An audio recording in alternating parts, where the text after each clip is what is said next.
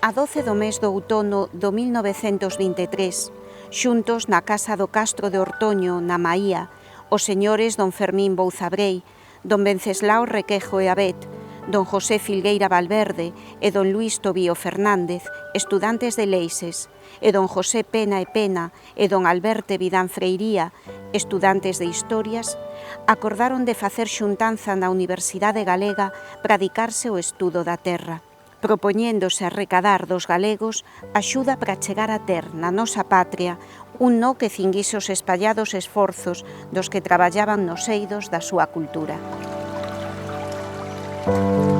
Somos das poucas culturas que ten unha autora fundacional.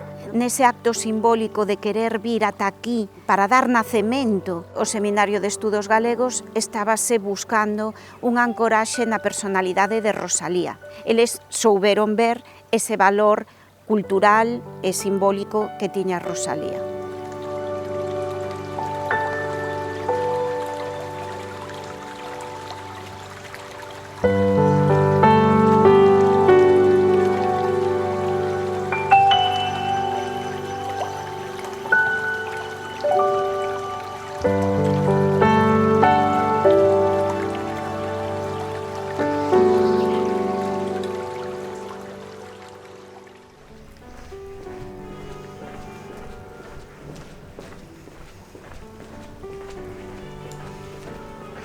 Creouse nos Seminarios de Estudos Galegos, afecta a sección de Filosofía e Letras da Universidade de Santiago, ten entre os seus socios de todas as clases o máis florido da mocedade galega que sinta arder no seu peito o amor ao ideal dun glorioso rexurdimento da nosa Galicia.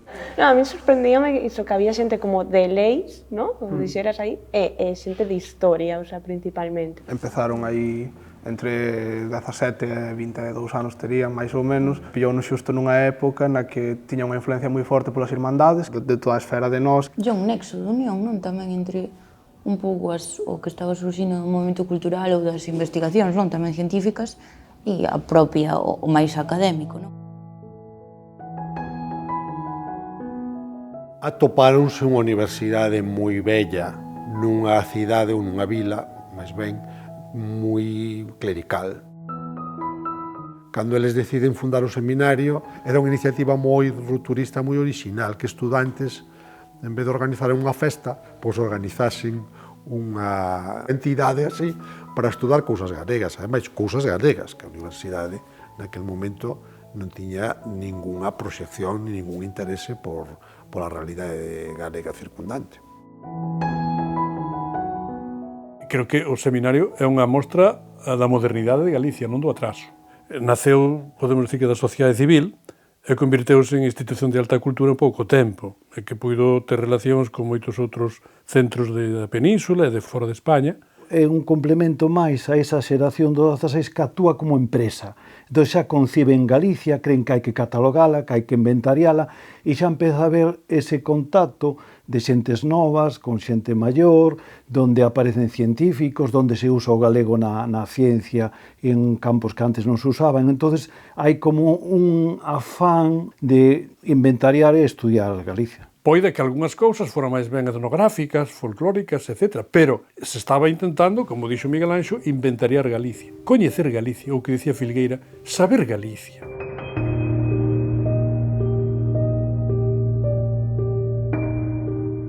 Penso que o que buscaban, de alguna maneira, era unha transformación da sociedade galega a partir de algo que entendían que tiña que ser o motor, que era a propia Universidade de Santiago nese momento, non?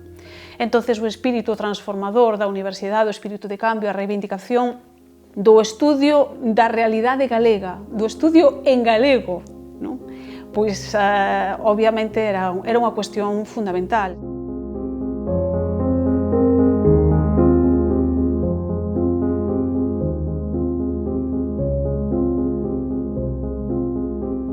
Para o que é lingua galega, o Seminario de Estudos Galegos é sumamente importante, non? Porque hai que sociolingüistas que din que con a lingua é completamente linga cando se fai nela produción científica, ensaio científica, e o Seminario de Estudos Galegos foi, digamos, o primeiro organismo que comezou a escribir en galego ensaios científicos. Para eles o galego foi non era unha pose, non era un distintivo, era algo real. É algo que trataban de levar á vida diaria. Na academia non se falaba galego normalmente. No seminario, sí. Nunha carta que lle escribeu Ramón Martínez López a Ángel Casal, dicíalle que os Estrimios, un dos libros que publicou o seminario, que quedaba moi ben editado e que parecía europeo. E Ángel Casal retrucoulle: non, tens que dicir que ten un nivel galego, porque sendo galego xa é europeo.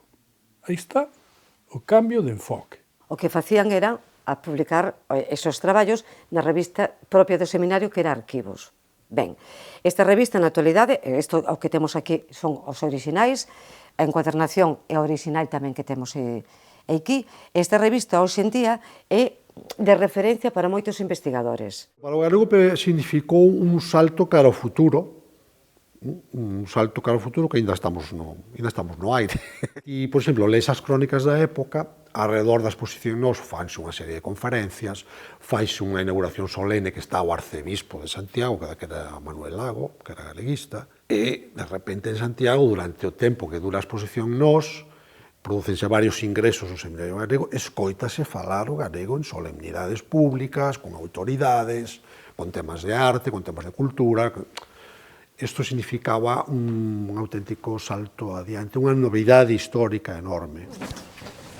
Este era Risco. Ricardo Carballo Calero. Hombre, sí. Eu teño que mencionar aquí a Xulián Manuel Magariños, de Negreira, un pouco de sentimiento patrio teño que meter tamén.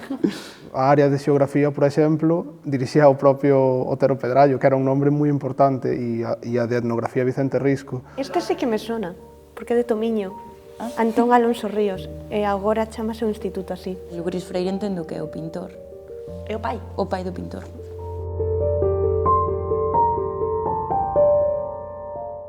Sí, aí deronse a man como 3 xeracións, os valedores, os padriños da universidade, que eran os vellos racionalistas, tipo Salvador Cabeza de León ou Armando Cotarelo.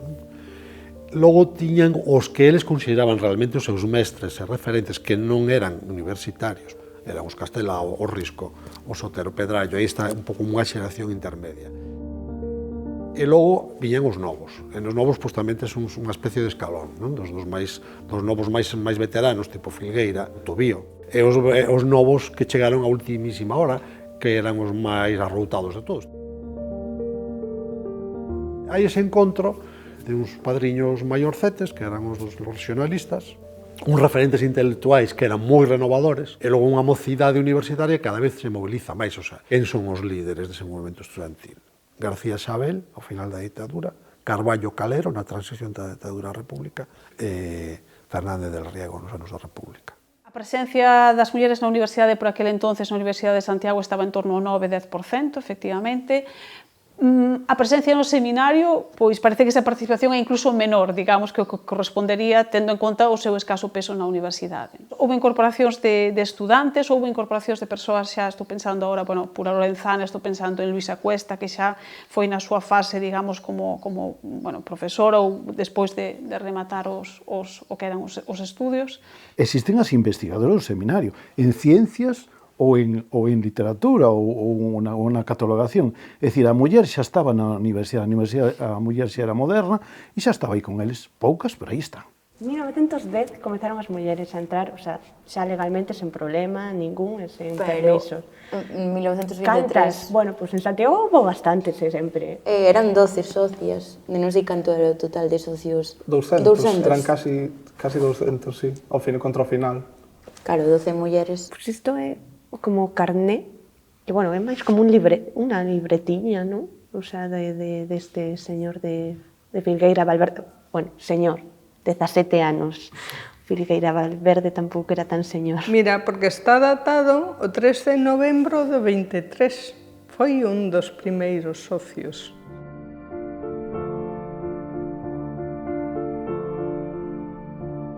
Había o membro activo que tiña que formalizar a súa entrada no seminario coa lectura dun traballo inédito, non? Despois estaban os membros colaboradores e membros protectores que cotizaban. Pois mira, Cotarelo, este es Cabeza de León, este es Luis Iglesias, estudiantes de Galicia. de las tunas de ayer a los seminarios de hoy.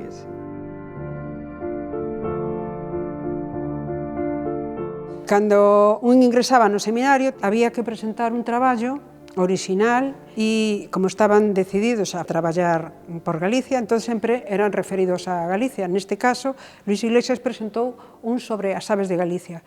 E Parga, que se dedicaba a xeoloxía, a mineraloxía, un sobre algas, que é curioso, non? Se recollían no monte os insectos e se metían aí, se metían nestes, aquí hai, por exemplo, algúns dentro, que son as orixinais. Entón, iba con esta caixa en plan bandolera, colgada, e iban recollendo.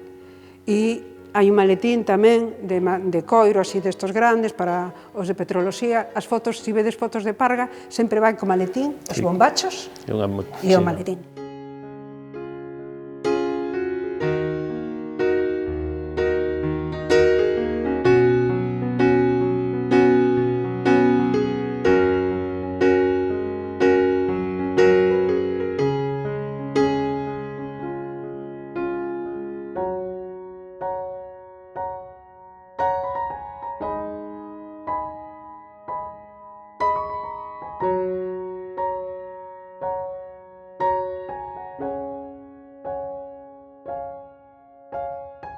Pois as eiras eran os traballos de campo que facían os membros do Seminario de Estudos Galegos para coñecer a realidade de Galicia.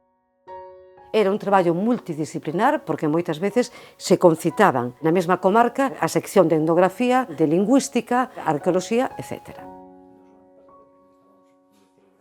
Desplazábanse ás comarcas que querían estudar polo que levaron a cabo unha metodoloxía bastante innovadora. En primeiro lugar, na planificación do seu traballo e, por outra parte, a toma de contacto directo cas fontes primarias. Iban a facer o traballo de campo e facían as súas anotacións. Aquí, por exemplo, temos San Martín de Sabadelle, a escala que facían, que era unha escala de 5 metros, e pola parte de atrás, aquí temos o rexistro que era Sabadelle, a fonte que era Fernández Osea, e o ano que é 1927, este de aquí. Si, destas fechas temos máis de 750 fichas das 4 provincias de Galicia. Esta foto parece que a sacou Filgueira. O Castro de Tegra, sei que facían de todo. Operarios non, eran os labregos da zona que iban a excavar ali, contratábanos. Estas son tamén do fondo Sebastián González, non? Todo isto é inédito, todo isto non está publicado. Filgueira, cando iba ao recoñecemento das xeiras, levaba estos cuadernillos onde apuntaba todos os datos que lle parecían importantes. Mira, collían tamén as inscripcións. Neste caso, esta é de Lalín de Filgueira, da parroquia de Filgueira.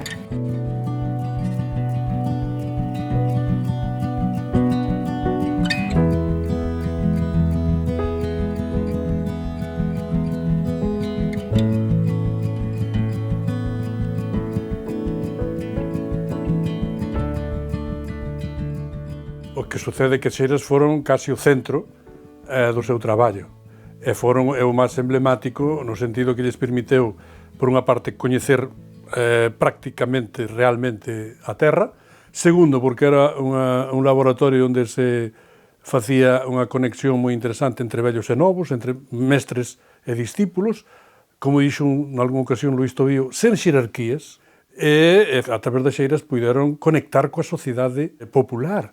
Se estaban conectados cos mestres, cos carteiros, cos campesinos dos lugares, cos curas, e todos estos, de algún modo, integráronse no que facía o seminario. As xeiras tiñen que ser unha aventura facer unha xeira.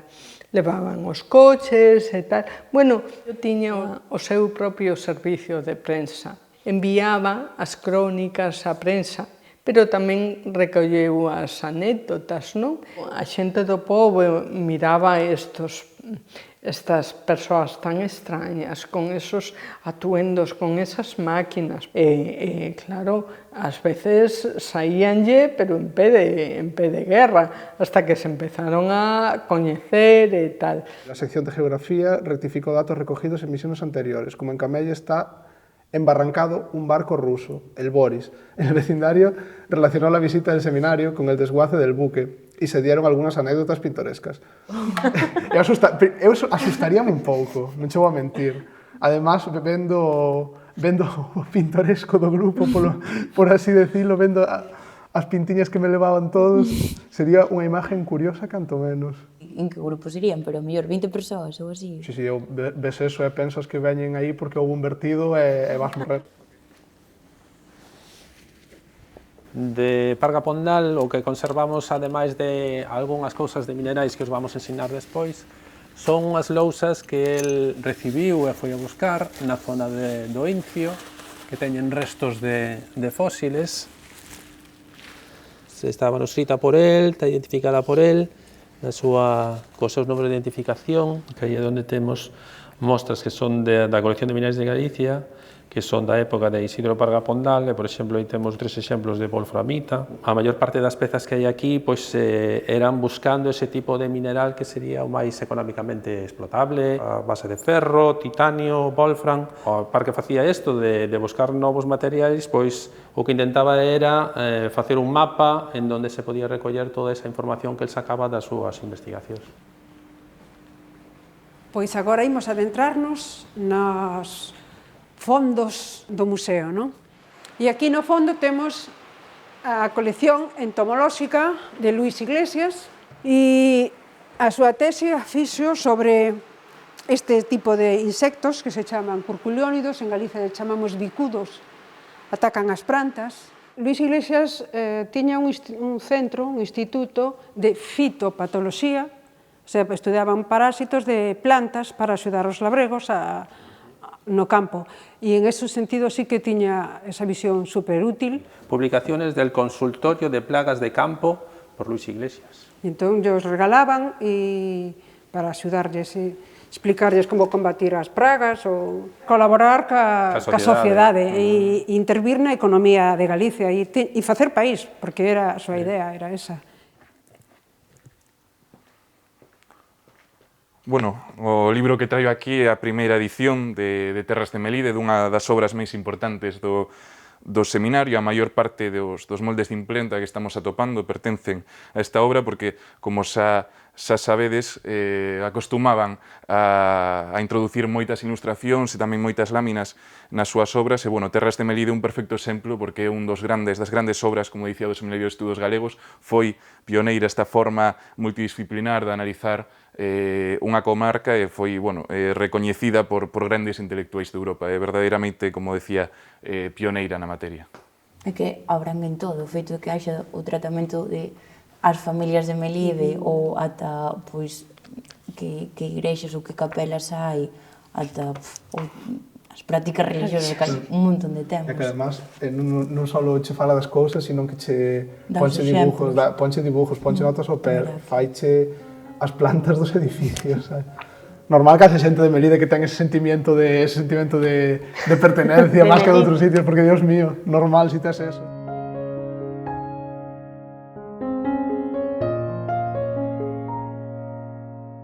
Bueno, é que este museo é a memoria precisamente sacada do Terra de Melide.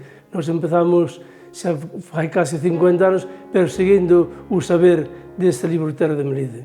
Pois este libro mercouse xa fai uns anos por 500 euros. Un señor da comarca que veu a rogar con el e pagámoslo entre varios. Porque para Melide isto é unha Biblia. O sea, a xente ten isto como palabra absoluta, non? O que di este libro é a nosa historia, as nosas crenzas, as nosas costumes, entonces, sí, eso quedou como orgullo, non? A parte, bueno, por desgraza, o único libro que o seminario puido chegar a publicar completo.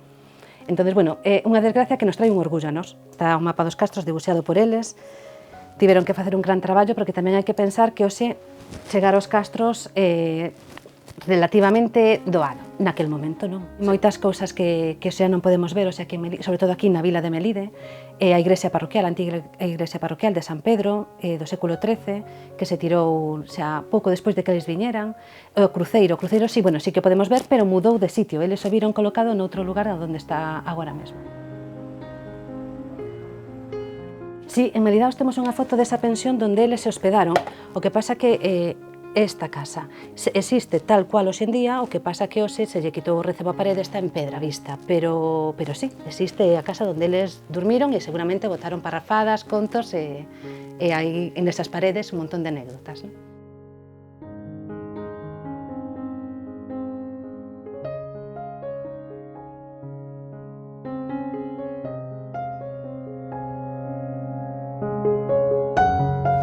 Pero este era o álbum do que sería o plantexamentos do tema de Deza.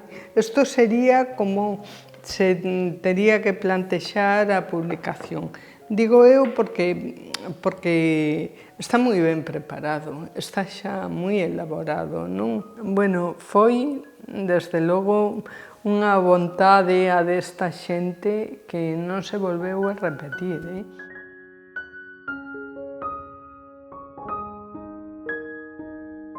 Esta xuntanza é de 12 de xuño de 1936. Non sabemos se, non teño conciencia se é a última ou non, non o teño claro. Bueno, polo menos a última que nos temos aquí. Otero acepta.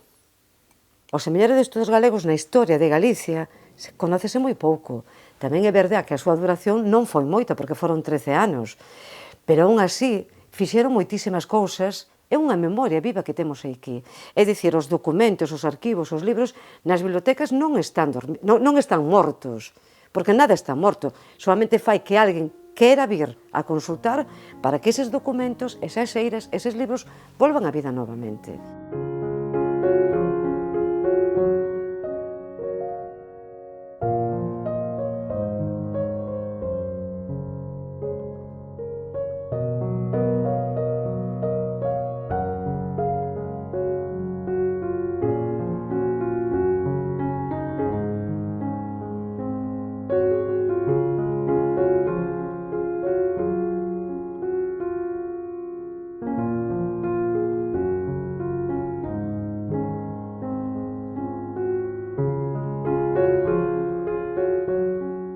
Disuelto el Seminario de Estudios Gallegos, pasando los efectos del mismo a propiedad de la Universidad, según orden de la Dirección General de Enseñanza Superior y Media de 25 de mayo de 1940, he acordado designar a los señores Juan Pérez Millán y Salvador Parga Pondal para que reciban bajo inventario el museo y demás afectos procedentes de aquella institución que les serán entregados por el que fuera secretario de la misma, don Jesús Carro García.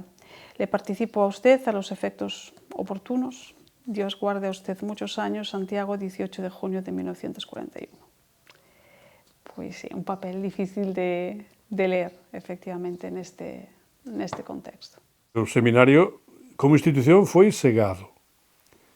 Os seus membros tuveron destinos diferentes. Un terzo dos socios activos do seminario sufriron represión. Non lembro exactamente a cifra, pero 12 e media foron asesinados no 36. 40 e pico foron no exilio, tiveron que exiliarse. 80 e pico perderon o traballo, o sea, que eran 200 e algo. A represión medida así estadísticamente no seminario foi, quizá, en términos relativos, máis grande que na universidade. O máis doente, como se enterou Parga da súa expulsión, da súa purga, non? Sonou o teléfono cando estaba na Facultade de Ciencias, xa que era profesor, pero resulta que ao mesmo tempo descolgou outro profesor. E de outro lado do teléfono estaba o que se encargaba da purga dos docentes. Sí. Entón preguntoulle o catedrático, o señor Batuecas, xa está todo, non? Estás contento? Xa está todos os elementos fora da universidade? E dixo, todos non. Queda o peor. E outro lle dixo, quen? Isidro Parga Pondal. E Parga colgou o teléfono e así foi como se enterou de que iba a ser expedientado, sancionado e purgado. Tamén hai que dicir que ficaron moitos aquí, dentro de Galicia, moitos seminaristas, porque o seminario era bastante plural ideolóxicamente. Otero Pedrallo era moi católico. O Cabeza de León era carlista, por exemplo, era moi reconocido, además, polo tanto, era bastante curioso. A parte de que uns foran da dereita galeguista, uns foran máis católicos, uns foran de misa diaria ou non, e outros fosen republicanos da Coruña ou federalistas, no fondo había unha fraternidade con respecto a Galicia e a defender eso que era que os admiraba, non? A ciencia, Galiza deus ciencia. Ciencia. Frotes que hai como irmandade, non? Sí, de feito chamábanse irmáns entre eles, non? Había un documento que poñían que se trataban como de irmáns. Sí, podese pensar en castelao, pero... Ah, pois en castelao. Vale. Eu pensei que cadraba un pouco, o sea... Un pouco... Pensei que este era o original de castelao, non creo que non entrou no seminario, este xa entraba, non? Bueno, igual, non, pode ser, non, igual me estou confundindo, sí, vale. Cando Castelao, no ano 24, foi aquí a exposición Nós, foi o que, digamos, a actividade que el fixo para ingresar no seminario. Sabes que para ingresar había que ler unha conferencia ou un relato ou tal. No caso do Castelao, pues, digamos, o que el presenta é a exposición Nós. Dentro desa modernidade que ten o seminario, van botar man dos artistas, tamén eles foron creando unha iconografía propia galega, é dicir, Camilo Díaz Baliño, Castelao, hai unha iconografía con letras galegas, deseños propios, é dicir, que van creando unha imaxinería nacional.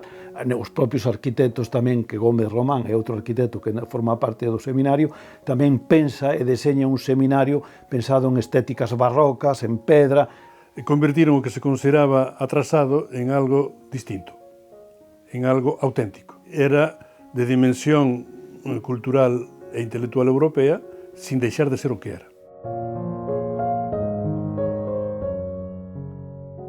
Eles son a primeira fase desta tendencia que despois, por exemplo, no Laboratorio de Formas de Galicia e noutros movimentos posteriores, se dicía que era ser moderno con raíces, con raíces. O dramático no 36 é que en Galicia, cando xa empezaba a gromar esa erva, que viñera ese Atila, que acabou con ela un pouco máis atroz noutros sitios onde xa creceron máis e poden ter máis memoria. A resposta da universidade naquel momento foi, obviamente, alinearse co réxime, absolutamente. E o que se fixo foi vaciar, digamos, todas as dependencias que ocupaba o seminario naquel momento e desfacerse, digamos, na medida do posible desos materiais. Inventario del Museo Arqueológico, Etnográfico, depósito de publicación, muebles y demás enseres del extinguido Seminario de Estudios Gallegos por Jesús Carro García, secretario general del mismo, Juan Pérez Millán, profesor de la Facultad de Letras, Parga Pondal, archivero de la Universidad y profesor de la Facultad de Letras. Pero que como de disolución xa isto. É o que había no museo, o inventario. Maqueta de una casa con 2 viviendas, de planta baja cubierta de paja, a 2 vertientes, 2 puertas y un hueco en la fachada lateral. Isto supoño que é o que hai no Museo no Pobo Galego.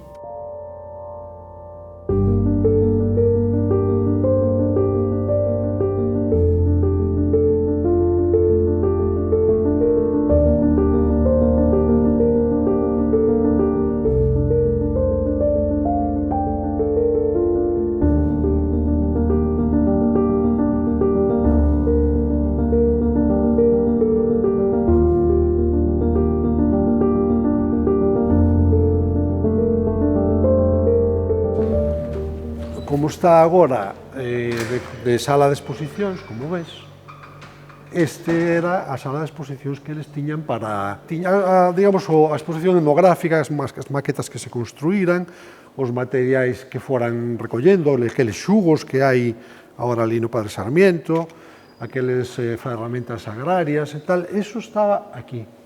Isto, Fonseca, ten que ser este edificio. Este plano de Filgueira foi cando trasladaron o seminario ali. Creo que isto é aquí.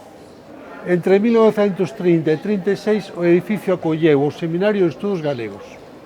Aí o tes. E aquí o curioso é que neste mapa que temos de Filgueira, este mapa que Filgueira fixo para confundir a posteridade, non hai biblioteca.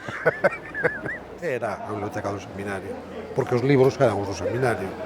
O sea, eu collín moitas veces libros ali que viñan co cuño do Seminario de Estudos Galegos. 500 ejemplares, Códice Calixtino, pliegos de la parte musical teñían o Códice Calistino. Liber Santi Jacobi, Códice Calistino, o texto, a transcripción de Walter Muir Whithill, Santiago de Compostela, 1944. Edición preparada por el Seminario de Estudios Gallegos, 1935. Sin embargo, non se leu hasta o ano 1944. Entre os primeiros ciudadanos de Galicia que vieron sus sueños truncados por el estallido de la Guerra Civil se encuentra Ángel Casal, alcalde de Santiago por el Partido Galeguista, quien fue detenido y asesinado en agosto de 1936. A este crimen siguió la clausura de la imprenta Nos, que con tanto esfuerzo había conseguido convertir en la plataforma de expresión cultural y política de toda una generación.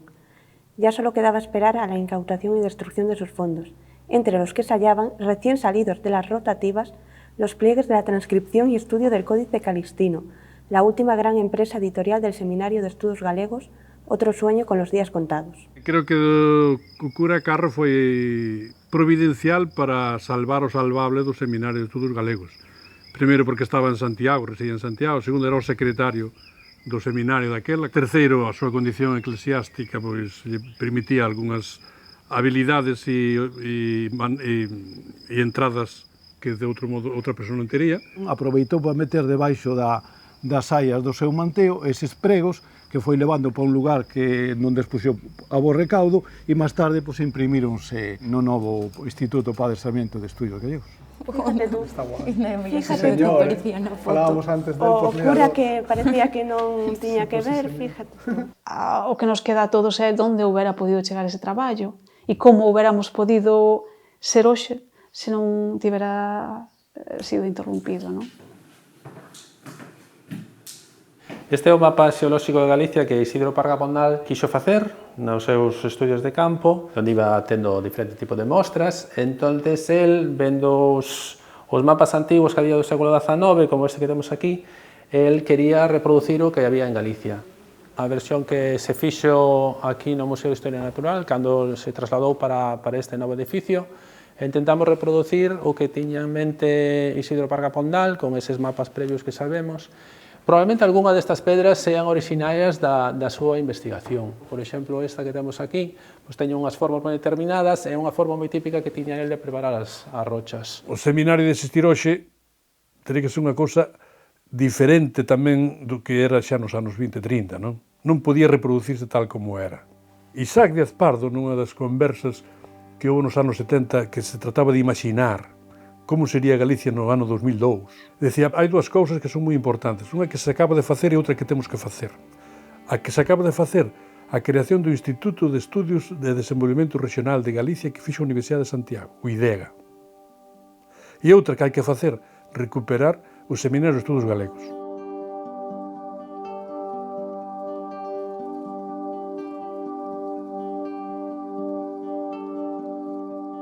No fondo, todas as persoas que hoxe en día siguen a catalogar, a falar galego, a defender Galicia, o único que fan é ser unha semente florecida do seminario. Debe de animarnos os estudantes a saber que se poden facer cousas dende que somos moi novos, que na universidade podemos aprender moito e que con 18 anos tamén podemos investigar e tamén podemos producir coñecemento. Eu penso que é un chamamento moi importante para as novas xeracións. Temos que volver a encontrar de alguna maneira ese espírito de comunidade que é fundamental, non? O que nos queda a todos é onde houbera podido chegar ese traballo e como houbéramos podido ser hoxe se non tivera sido interrompido, non? Por eso este libro é unha maravilla. Oxalá puidera ser feito en todas as comarcas, o sea, que o legado do Seminario de Estudos Galegos, que non pasara o que pasara, que tiveran que disolverse, que eso se acabara, e que puideran telo feito para toda Galicia, non? Porque entón sería o país do mundo que máis estudiado iba a estar. Ainda queda moito que coñecer do seminario. E, sobre todo, que sería moi interesante facer un traballo conxunto entre todos os materiais dos distintos arquivos. Que o que teñen no Museo de Pontevedra, o que haxa, eu que sei, noutro tipo de entidades, que houbera unha coordinación entre todas elas e que houbera unha transferencia de saber. Ademais, claro, estaba nese tempo así que vaya moi tal. Vale. Toma. E ahora... Estás a falar de Ortoño? Non? Eu sí. Bueno, claro, ti quédate cerca. Sí, quedamos lá. Non sea moito mérito. Próxima excursión. A Ortoño. Ojo, Ver a casa de Rosalía. Pero aldea ou o concello? Non, é o Concello de Ames.